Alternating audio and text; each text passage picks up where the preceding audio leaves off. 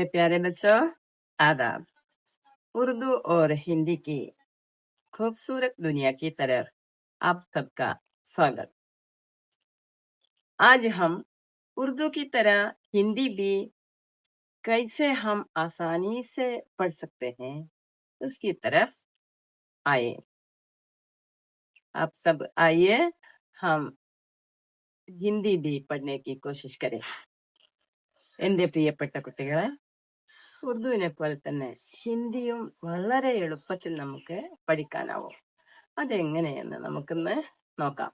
Okay, ആദ്യം നമുക്ക്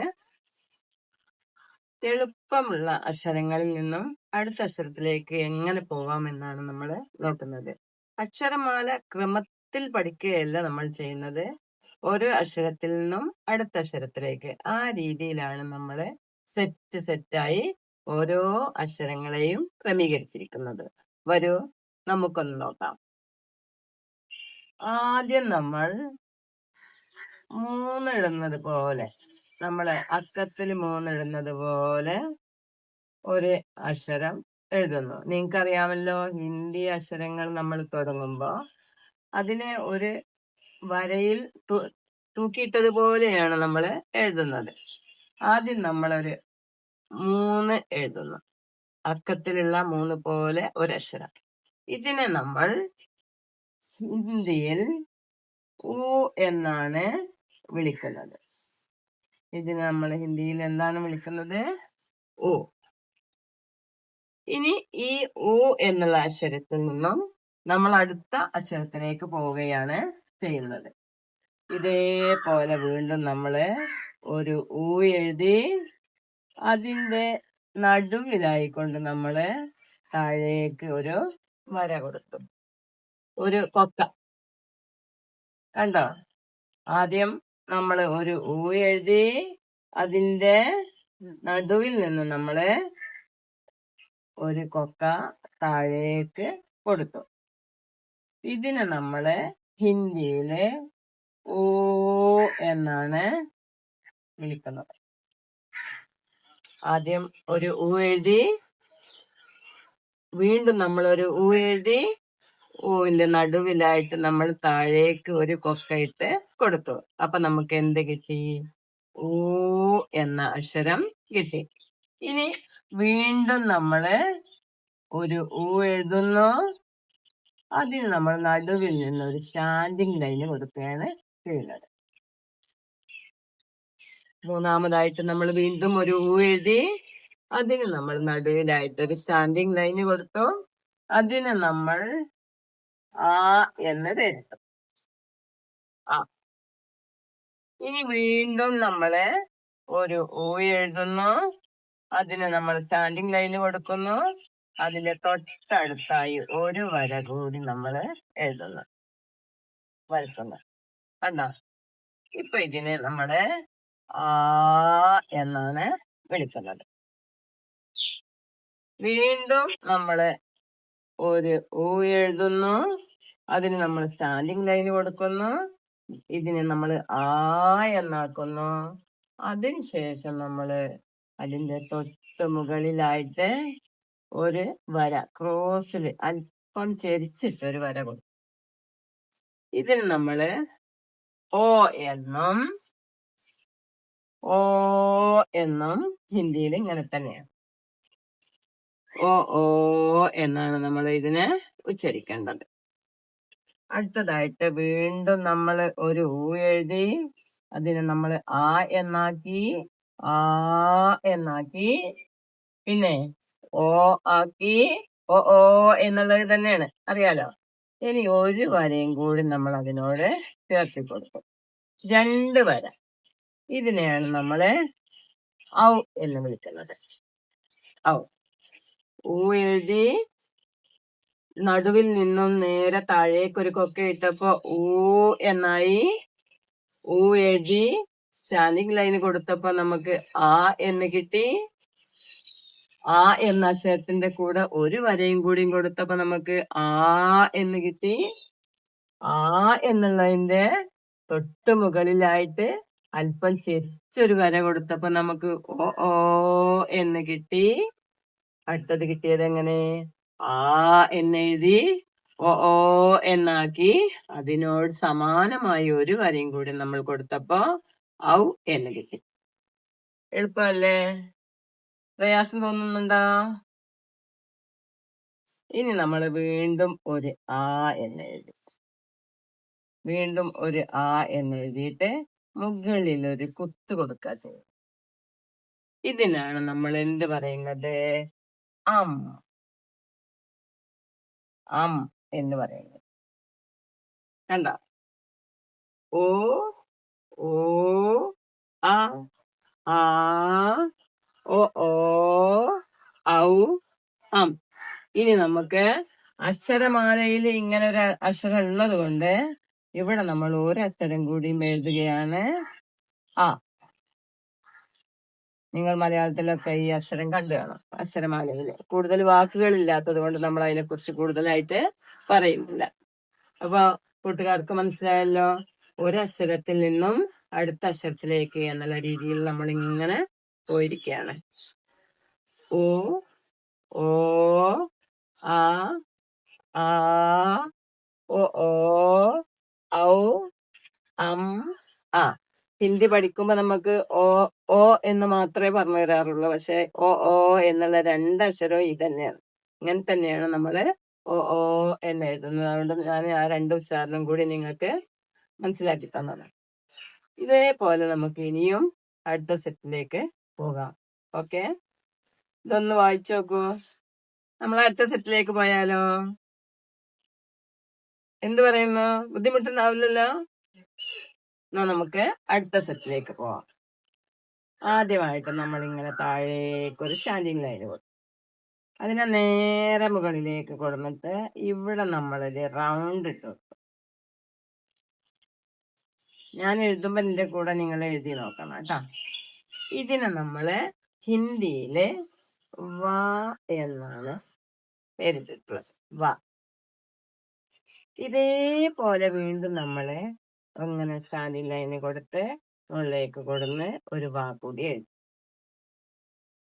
ചെറിയ വ്യത്യാസമുള്ളൂ. ഇതിനങ്ങനെ ഒരു ക്രോസ് കൊടുത്താല് ഇതിനെ നമുക്ക് ബ എന്ന് വിളിക്കാം. അടുത്ത അക്ഷരം ഇതുപോലെ തന്നെ നമ്മൾ വീണ്ടും ഒരു വാ എഴുതി.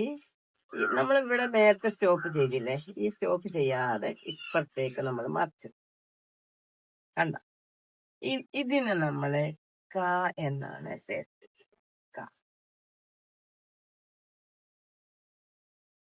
അടുത്ത സ്റ്റെപ്പായിട്ട് വേറെ ഒരു സെറ്റാണ് നമുക്ക് പരിചയപ്പെടാനുള്ളത്. നോക്കൂ, ഇല്ല, ഇതിനെ നമ്മള് റ എന്നും രാ എന്നുള്ളത് നമ്മൾ ഇങ്ങനെ എഴുതും.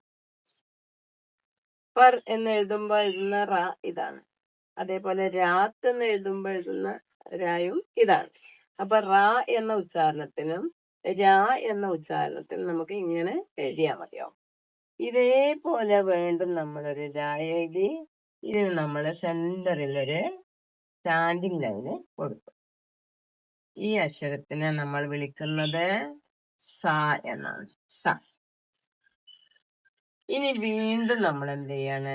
ഒരു രാ കൂടി എഴുതാണ്. അതിന്റെ തൊട്ടടുത്ത് നമ്മളൊരു വാ വെച്ചു. ഇതിന്റെ മടുത്തട്ടിലേക്കായിട്ട് ഒരു വാ കൊടുത്തു.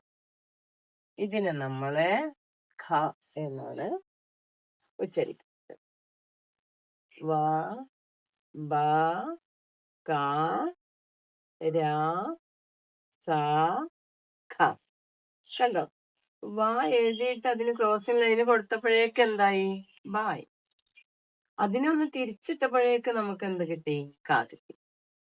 രാ എഴുതിയിട്ട് അതിന് സ്റ്റാൻഡിങ് ലൈന് കൊടുത്തപ്പോ നമുക്ക് സ കിട്ടി. രായും വായും ചേർന്നപ്പോ എന്ത് കിട്ടി? നഖം എന്ന് എഴുതുന്ന ഖ. ഖാന എന്നൊക്കെ എഴുതുന്ന ഖ. ഒന്ന് കട്ടി കൂട്ടി ഉച്ചരിക്കണേ. ഇനി നമുക്ക് അടുത്ത സെറ്റിലേക്ക് പോയാലോ? ഇനി നമുക്ക് അടുത്ത സെറ്റിന് പരിചയപ്പെടാം. ഓക്കെ, ബുദ്ധിമുട്ടാവില്ലല്ലോ? ഇത് ഓരോ സെറ്റായിട്ട് ഓരോ ദിവസം പഠിച്ചാലും മതി. അതിനുള്ള ഗ്യാപ്പ് ഇട്ടാണ് അടുത്ത വീഡിയോ നമ്മൾ ചെയ്യുന്നത്. അപ്പൊ നമുക്ക് ഒരാഴ്ചയിൽ ഒരു വീഡിയോ എന്നുള്ള രീതിയിൽ നമുക്ക് ഇതിനെ സെറ്റ് ചെയ്യാം. അപ്പൊ ഒരു സെറ്റ് ഒരു ദിവസം പഠിക്കാൻ കഴിയുള്ളെങ്കിൽ അത് പഠിക്കാം. മുഴുവനായിട്ടും പഠിക്കാൻ പറ്റുന്ന മിടുക്കരുണ്ടാവും, അവരെന്ത് ചെയ്യാം, മുഴുവനായിട്ടും പഠിക്കാം. ഓക്കെ, അപ്പൊ നമുക്ക് അടുത്ത സെറ്റിലേക്ക് പോകാം. വളരെ സിമ്പിൾ ആയിട്ട് നിങ്ങൾ ഇതിനെ കണ്ടാൽ മതി കേട്ടോ. ഒരു പ്രയാസത്തിലൂടെ കാണുമ്പോഴാണ് നമുക്ക് എല്ലാ കാര്യവും ഒരു പ്രയാസം നേരിടാൻ. നമ്മൾ സിമ്പിൾ ആയിട്ട് എഴുതുക. നോക്കൂ, ഇതിന് നമ്മള് ത എന്നാണ് പറയുന്നത്. ത. ഇതേ ത എഴുതുമ്പോലെ തന്നെ നമ്മൾ ഇങ്ങനെ കൊണ്ടുവന്നിട്ട് ഇവിടെ ചെറിയൊരു വളവ് കൊടുത്തിട്ട് നമ്മൾ എന്ത് ചെയ്തു, ല എന്ന അക്ഷരത്തിലേക്ക് പോയി. ത എഴുതുന്നത് പോലെ തന്നെ ചെറിയൊരു വളവ് കൊടുത്തിട്ട് ല എന്ന അക്ഷരത്തിലേക്കാണ് നമ്മൾ പോയിരിക്കുന്നത്. കണ്ട, തായും ലായും തമ്മിൽ ചെറിയൊരു വ്യത്യാസമുള്ളൂ. ഇനി ഈ ത എന്നുള്ള ഈ താഴേക്ക് നമ്മൾ ഇറക്കിയിട്ട് അതിനെ നമ്മൾ ഒരു ചുരുട്ടി കെട്ടിയിട്ട് എന്തെടുത്തു, ലാ കൊടുത്തു. ഇവിടെ ഒന്ന് ചുരുട്ടി കെട്ടി, എന്നിട്ട് അതിന് പേരിട്ടു. എന്ത്? ല. ത ല ന. കണ്ടില്ലേ? ത എഴുതി, ഒന്ന് മടക്കി കെട്ടി, ഒന്ന് ഒരു ചെറിയൊരു വളവ് കൊടുത്ത് ലാക്കി മടക്കി കെട്ടി നമ്മള് ലാ. ഇനി നമുക്ക് ഒരൊറ്റ സെറ്റും കൂടി മതിയല്ലേ. എന്നാ നമ്മള് ഇന്ന് ഉദ്ദേശിച്ച കാര്യം റെഡിയായി. ഇതിനെ നമ്മള് പ എന്നാണ് വിളിക്കുന്നത്. കണ്ടോ? ഇങ്ങനെ ഒരു റൗണ്ട് കൊടുത്തിട്ട് ഒരു സാധിക്കും ലൈന്. ഇതിനെന്താണ് പേര്? പ. ചെറിയ തലയും വലിയ ഉടലുള്ള പ അല്ലെ. ചില ആളുകൾ മലയാളത്തില് പായും വായും എഴുതുമ്പോ വലിയ വ്യത്യാസം കാണില്ല. വ നമ്മൾ എഴുതിയ കണ്ടാവും, വലിയ തലയും ചെറിയ കാലുമായിട്ടാണ്. അത് പ എഴുതിയത് ചെറിയ തലയും വലിയ കാലുമായിട്ടാണ്. ഇനി അത് വ്യത്യാസം പറഞ്ഞു എന്നേ ഉള്ളൂ കേട്ടോ. ഇനി വീണ്ടും നമ്മളൊരു പ എഴുതി ഇതിന് നമ്മൾ ക്രോസ് ചെയ്ത്, നേരത്തെ വാക്ക് ക്രോസ് ചെയ്ത പോലെ. അപ്പൊ നമ്മൾ കണ്ടോ, ഇതിന് പ എഴുതുന്നത് പോലെ തന്നെ ഒരു ഷാല്യ, നമുക്ക് മഷീൻ എഴുതുന്ന ഷാ. പ എഴുതി അതിനെ ക്രോസ് ചെയ്തപ്പോ എന്ത് കിട്ടി? ഷാ കിട്ടി അല്ലെ. ഇനി നമുക്ക് വീണ്ടും ഒരു പ എഴുതാം. കണ്ടോ, പ എഴുതി ഇവിടെ ഞാൻ നിർത്താതെ എന്ത് ചെയ്തു, നേരെ മേലേക്ക് കൊണ്ടുവന്നിട്ട് അപ്പുറത്തേക്കും കൂടി ഒന്ന് അതേപോലെ ഒന്ന് വളച്ചിട്ടു. ഇതിന് നമ്മള് പ എഴുതുന്നത് പോലെ തന്നെ നമുക്കൊരു സാധനമുണ്ട്. എന്റെ ഫ. ഫ അല്ലെ. ഫ എന്നാണ് നമ്മൾ പഠിച്ചതെങ്കിലും ഇപ്പൊ അതിന് ഉച്ചാരണത്തിൽ ചെറിയൊരു വ്യത്യാസമുണ്ട്. ഹ എന്നാണ്, ഫ എന്നാണ് ഉച്ചരിക്കുന്നത്. അപ്പോ പ ഹ ഹ ഈ 3 അക്ഷരങ്ങൾ കൂടി കഴിഞ്ഞാൽ നമ്മൾക്ക് പഠിക്കാനുള്ള ഇന്നത്തെ അക്ഷരങ്ങൾ കഴിഞ്ഞു. ഓക്കെ, ഇനി നമുക്ക് ഇത് വെച്ച് എങ്ങനെയാണ് നമ്മൾ വാക്കുകളിലേക്ക് പോകുന്നത് എന്ന് കൂടി ഒന്ന് നോക്കാം. ഓരോ അക്ഷരങ്ങൾ വെച്ചും നമുക്ക് വാക്കുകൾ എഴുതിയാൽ അതിന്റെ അർത്ഥം പഠിക്കുകയാണെങ്കിൽ ഉഷാറാവും. അപ്പൊ നമുക്ക് ആദ്യം തന്നെ ആ എന്നുള്ള അക്ഷരം എടുക്കാം, എന്നിട്ട് ബ എന്നുള്ള അക്ഷരം എടുക്കാം. അപ്പൊ രണ്ടും കൂടി കൂട്ടുമ്പോ എന്തുണ്ടാവും? അബ് അല്ലെ. 2 അക്ഷരമുള്ള ഒരു വാക്കായി മാറും. അബ്. ഒന്ന് എഴുതി നോക്കാം നമുക്ക്.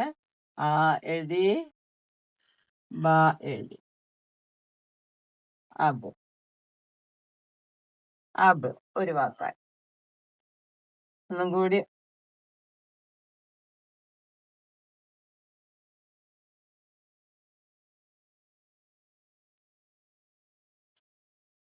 അബ്. കണ്ട, അബ് എന്നാല് ഇപ്പോൾ, ഇനി എന്നൊക്കെയാണ് അർത്ഥം. ഇനി നമുക്ക് ഹിന്ദി പഠിക്കാം. അബ് ഹം ഹിന്ദി പഠേ, അല്ലെങ്കിൽ ഇപ്പോൾ നമുക്ക് ഉറുദു പഠിക്കാം. അബ് ഹം ഉറുദു പഠേ, അങ്ങനെ പറയാം. ഇപ്പോൾ എന്നും ഇനി എന്നും അർത്ഥം കിട്ടും. മനസ്സിലായല്ലോ? ഇനി നമുക്ക് ഈ ആ മാറ്റിയിട്ട് ഇവിടെ കാ ചേർത്തിട്ടാലോ? ആ മാറ്റിയിട്ട് നമ്മൾ എന്ത് എഴുതി കൊടുത്തു? കാ എഴുതി കൊടുത്തു. കാന്ന് എഴുതി കൊടുക്കുമ്പോ അതിനർത്ഥം മാറി കബ്, എപ്പോൾ. കബ് എന്നുള്ളതിന്റെ അർത്ഥം എപ്പോൾ എന്ന്. അപ്പൊ നമുക്കൊരു ആൻസർ പറയാം. അല്ലേ? നാളെ. നാളെ എന്നുള്ള വാക്ക് നമുക്ക് ഈ അക്ഷരം വെച്ചെടുക്കാം. എന്റെ ക എന്ന അക്ഷരം ഇട്ടോ, ല എന്നുള്ള അക്ഷരം ഇട്ടോ. കൽ. കല്ല് പറഞ്ഞാല് നാളെ. കണ്ടോ? കൽ, നാളെ.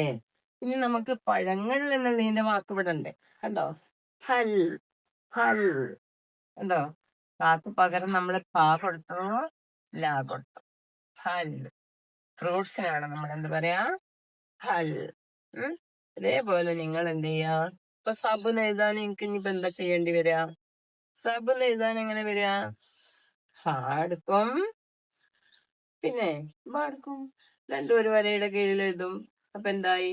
സബ്. സബ് പറഞ്ഞാൽ എന്താ അർത്ഥം? എല്ലാം. സബ് ഉഠോ. ക്ലാസ്സിലൊക്കെ നിങ്ങൾ എപ്പോഴും കേൾക്കുന്ന ഒരു വാക്കായിരിക്കും അത്. ഹിന്ദി ക്ലാസ്സിലും ഉറുദു ക്ലാസ്സിലൊക്കെ എപ്പോഴും കേൾക്കുന്ന വാക്കാണ് എന്റെ സബ്. സബ് ഉഠോ. എല്ലാരും എഴുന്നേൽക്കാൻ വേണ്ടി ടീച്ചേഴ്സ് പറയും അല്ലെ? സബ്. ഇനി നമുക്ക് തൽ അല്ലെങ്കിൽ തൻ. തൻ എന്നെടുക്കാം. ത എന്നും ന എന്നും ഒരു വരക്ക് കീഴിൽ എഴുതുമ്പോ തൻ എന്ന് വായിക്കാം. തൻ പറഞ്ഞാല് ശരീരം, ശരീർ, ശരീരം എന്നതാക്കാം. അങ്ങനെ നമുക്ക് ഒരുപാട് വാക്കുകൾ ഇത് വെച്ച് ഉണ്ടാക്കാം. ഇനി ഇനി നമുക്ക് ഇന്ന് ഒരു ചിഹ്നം കൂടി പഠിച്ചാലോ? നിങ്ങൾ എന്ത് പറയുന്നു? നിങ്ങൾക്ക് ബുദ്ധിമുട്ടാവോ? വളരെ ഈസി ആയിട്ട്, വളരെ സിമ്പിൾ ആയിട്ട് ഒറ്റ ചിഹ്നം. ഞാൻ 3 ചിഹ്നം വിചാരിച്ചാണ്, പക്ഷെ ഇന്ന് ഞാൻ ഒരു ചിഹ്നം ആക്കി മാറ്റിയത് എന്താ വെച്ചാൽ ആദ്യത്തെ ക്ലാസ്സല്ലേ, നിങ്ങളെ പറഞ്ഞ് ഞങ്ങളുടെ ചടപ്പിക്കണ്ട വിചാരിച്ച് ഒറ്റ ചിഹ്നം. നമുക്ക് ഇത് കണ്ടാ നിങ്ങളെ അല്ലേ? ഇതിന് ഒരു വരിയും കൂടി കൊടുത്തപ്പോഴാണ് എന്തായത്? എന്നായത്. കണ്ടോ നിങ്ങള് ഞാൻ വരച്ചത്? അത് ഞാൻ നിങ്ങൾക്ക് എടുത്തെഴുതി. ഇത് നമുക്ക് അർത്ഥം എഴുതാന് ഞാനിപ്പോ ഇവിടെ അർത്ഥം എഴുതി കഴിഞ്ഞാൽ അതിന്റെ സ്പേസ് ബോർഡ് മൊത്തം സ്പേസ് പോയിട്ടാണ് ഞാൻ അർത്ഥം എഴുതാത്തത് കേട്ടോ. നിങ്ങൾ വേണമെങ്കിൽ അർത്ഥം എഴുതി വെച്ചോളൂ. അബ് ഇപ്പോൾ, ഇനി. കബ് എപ്പോൾ. കൽ നാളെ എന്നും ഇന്നലെ എന്നുള്ളതിന് കൽ എന്ന് പറയാം. ഫൽ എന്നാല് ഫ്രൂട്ട്സ്, പഴങ്ങള്. പഴം എന്നുള്ളതിനും പഴങ്ങൾ എന്നുള്ളതിനും അതിന്റെ ഏകവചനം ബഹുവചനം അതന്നെയാണ്. അപ്പൊ ഫൽ പറഞ്ഞാല് പഴങ്ങൾ അല്ലെങ്കിൽ പഴം. ഈ വാക്കുകളൊക്കെ ഒക്കെ തന്നെയാണ് ഉറുദുവിൽ ഉപയോഗിക്കുന്നത്. അത് നമുക്ക് അടുത്ത വീഡിയോയിൽ നമുക്ക് ഉറുദു ഹിന്ദിയും കൂടി സമന്വയിപ്പിച്ച് വേണമെങ്കിൽ എഴുതാം. ഇപ്പൊ നമ്മള് ഹിന്ദി മാത്രമായിട്ട് ഇന്ന് ഇങ്ങനെ ഒതുക്കാം. അപ്പൊ നമുക്ക് ആ എന്ന് ഞാനിവിടെ എഴുതി. ആ എഴുതി, ആ എഴുതി. കണ്ടോ? ആ എന്നുള്ളതിനോട് കൂടി ഒരു വര അധികം ചേർത്തപ്പോ ആ എന്ന് കിട്ടി. ഇനി നമുക്ക് ക എന്നുള്ളതിനോട് കൂടി ചേർത്താലോ? ക എന്നുള്ളതിനോട് കൂടി ഒരു വര അധികം ചേർത്താൽ അപ്പൊ എന്ത് കിട്ടണം?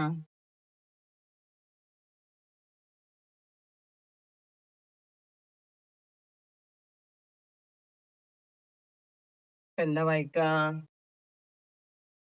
കാ. കണ്ട? കാ.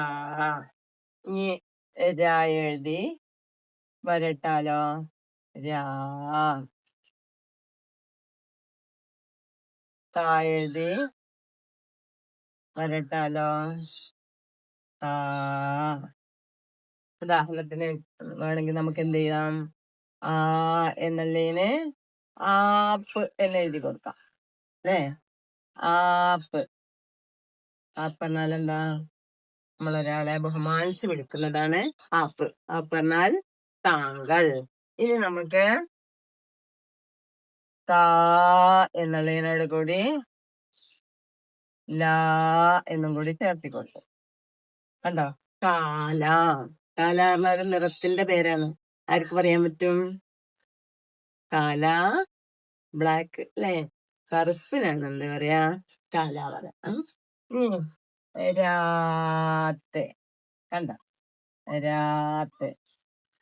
രാത്രി. രാത്രിയിൽ നമ്മൾ ആകാശത്ത് നോക്കിയാ കാണുന്ന ഒരു ഒന്നുണ്ട്. അതെന്താണ്? നിങ്ങൾക്ക് പറയാൻ പറ്റുമോ അതിന്റെ അർത്ഥം എന്താണ്? താര. താര സ്റ്റാർ അല്ലെ? താര നക്ഷത്രങ്ങൾ. അപ്പൊ നമുക്ക് എന്തായി? എല്ലാ അക്ഷരങ്ങളോടും കൂടി ഓരോ വര കൂട്ടിയാല് നമുക്ക് എന്താക്കാൻ പറ്റും? മലയാളത്തിലെ ദീർഘത്തിന് സമാനമായിട്ട് വായിക്കാൻ പറ്റും. ആ ആ, അതുപോലെ തന്നെ ക കാ, രാ രാ, ത താ. ഇനി നിങ്ങൾ എന്ത് ചെയ്യണം? ഓരോ വാക്കിനും ഇപ്പൊ ബ എന്നുള്ളതിന് വരയിട്ടാല് ബാ എന്നാവും അല്ലെ? എന്നിട്ട് നമുക്ക് ബാത്ത് എന്നാണ് എഴുതേണ്ടത്. എങ്ങനെ നിങ്ങൾ എഴുതാ? ബ എഴുതും, വരയിട്ടെടുക്കും, കൂടത്തിട്ടെടുക്കും. അപ്പൊ എന്തായി? ബാത്ത്. ബാത്ത് പറഞ്ഞാൽ എന്താ? കാര്യം, സംഭവം എന്നൊക്കെയാണ് അർത്ഥം. ക്യാ ബാത്ത് ചോദിച്ചാല് എന്താ കാര്യം എന്നാ, മനസ്സിലായില്ലേ? അപ്പൊ എന്താണ് അവിടെ സംഭവം എന്ന് നമുക്ക് ചോദിക്കാൻ ക്യാ ബാത്ത് ഹേ എന്ന് എഴുതാം. ഇനി നമുക്ക് എന്ത് ചെയ്യണം? ഭക്ഷണം. ഭക്ഷണം എന്നുള്ളതിന്റെ വാക്കാണ് ക എന്നുള്ള, ഈ ഖ എന്നുള്ളതിനോട് കൂടി വരച്ചാല് ഖ എന്ന് കിട്ടും. ന എന്ന് കൊടുത്തിട്ട് വരക്കുക. ഖാന. ഫുഡിന് നമ്മൾ പറയുന്നത് ഖാന. അതിനും വളരെ പ്രശസ്തമായ രണ്ടർത്ഥമുള്ളത്. ഖാന എന്നാല് ഭക്ഷണം എന്നുള്ളതിനും കഴിക്കുക എന്നുള്ളതിനും ഖാന എന്നാ പറയാം. ഖാന ഖാത്താ ഹേ എന്ന ഫുഡ് കഴിക്കുന്നതിനാണ് പറയാം. മനസ്സിലായില്ലേ? ഇനി അതേപോലെ നമുക്ക് ന എഴുതി വരച്ചു, പിന്നെ ന എഴുതി വരച്ചു അല്ലെ?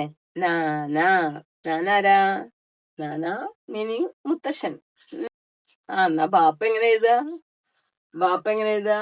ബാ എഴുതും, വരക്കും, പാ കൊടുക്കും, ബാപ്പായി. ഇനി കാൻ എങ്ങനെ എഴുതാ? ചെവിക്ക്, നമ്മുടെ ഒരു അവയവാണല്ലോ ചെവി. ചെവിക്ക് എങ്ങനെ എഴുതാ? കാ എഴുതും, വരക്കും, നാ കൊടുക്കും. കൂട്ടുകാരി ഈ വാക്കുകൾ ഇങ്ങനെ ഓരോന്നോരോന്നിങ്ങനെ ആലോചിച്ച് എഴുതി നോക്കാം കേട്ടാ. കുറച്ച് വാക്കുകളൊക്കെ ഇങ്ങനെ പുസ്തകത്തിൽ നോക്കി കണ്ടെത്തുക. എന്നിട്ട് അർത്ഥമൊക്കെ അറിയാത്തുണ്ടെങ്കിൽ നിങ്ങൾ ഇങ്ങനെ കമന്റിൽ ചോദിച്ചോണ്ടി ഇതിന്റെ അർത്ഥം എന്താണ് എന്നൊക്കെ ഇങ്ങനെ ചോദിക്കാം. എപ്പോഴും എന്താവാ, നിങ്ങൾക്ക് ഇത് ബുദ്ധിമുട്ടുണ്ടെങ്കിൽ ബുദ്ധിമുട്ടുണ്ട് എന്ന് പറയണം. ബുദ്ധിമുട്ടില്ല, എളുപ്പമാണെങ്കിൽ എളുപ്പം എന്ന് പറയണം. അത് നമുക്ക് അറിയാനുള്ള ഒരു മാർഗമാണ് ഈ കമന്റ് ബോക്സ്. അപ്പൊ അതിൽ നിങ്ങൾ നിങ്ങളുടെ അഭിപ്രായങ്ങൾ എഴുതി അറിയിക്കണം.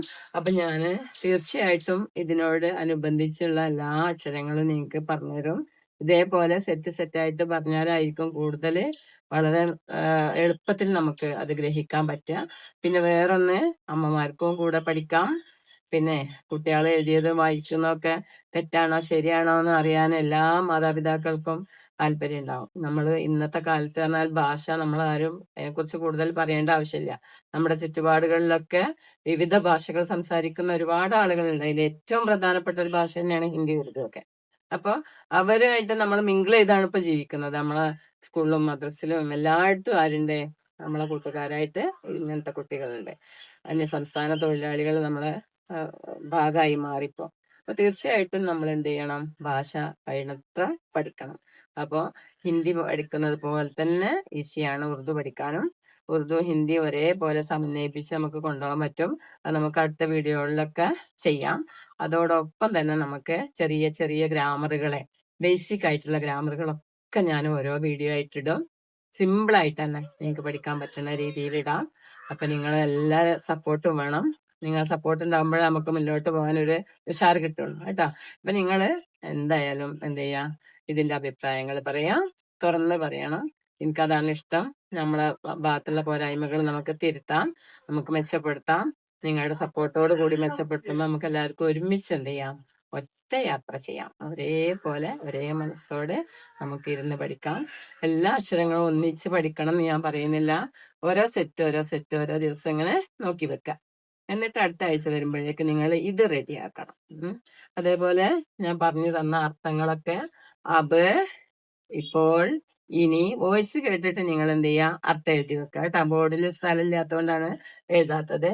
കബ് എപ്പോൾ, കൽ നാളെ, ഇന്നലെ, ഫൽ ഫ്രൂട്ട്സ് പഴങ്ങള്, ആപ്പ് താങ്കൾ, കാല കറുപ്പ് നിറത്തിനാണ് നമ്മൾ കാല എന്ന് പറയുന്നത്, രാത്രി, താര നക്ഷത്രം.